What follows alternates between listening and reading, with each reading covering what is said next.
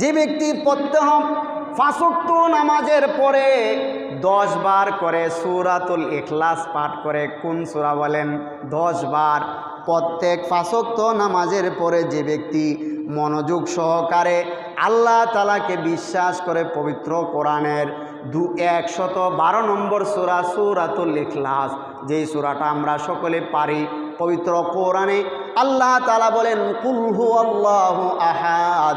এই সূরা যারা প্রত্যেক 5 ওয়াক্ত নামাজের পরে পড়বে, আল্লাহর নবী বলেন সে যে দরজা দিয়া ইচ্ছা ওই দরজা দিয়া জান্নাতে প্রবেশ করবে। সুবহানাল্লাহ। আমার বোঝানোর উদ্দেশ্য ছিল এই 3 নাম্বারটা। কয় নাম্বার? 3 নাম্বার।